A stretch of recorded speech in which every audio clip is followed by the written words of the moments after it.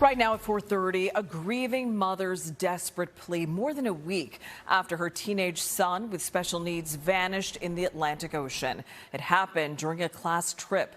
Davoris Carter III, known by his family as Peter, was just 2 days away from his 8th grade graduation. And instead of celebrating the milestone, his mom is sitting down with our Brian Sheehan in a story you will only see on NBC 10. Shyara Hill is in agony, knowing her 14-year-old son is somewhere in the Atlantic. The ocean's big. He's a small guy.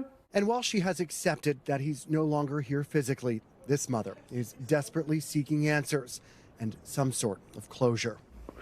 He deserves to be brought home. He should be home. Davoris Carter III's family lovingly calls him Peter. He was an 8th grade student at Delta School in Philadelphia. It serves children with special needs. When you send your kid to school, they should return from school. Shyara's nightmare began last Monday afternoon when Peter's school called to say her son had vanished while swimming in the ocean during a chaperoned class trip to Wildwood.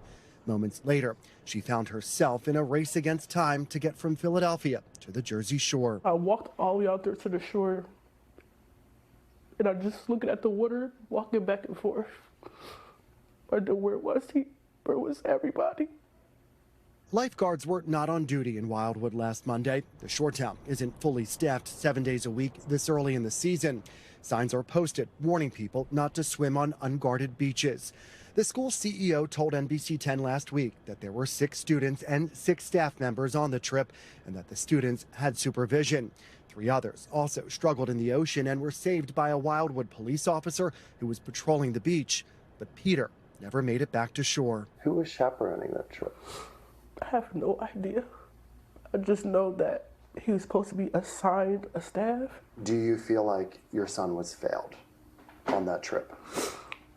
In so many ways.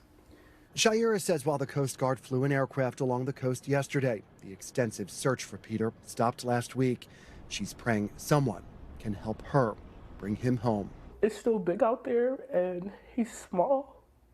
So I think that it's possible that he's not floating. He's somewhere under the water. So I'm just asking that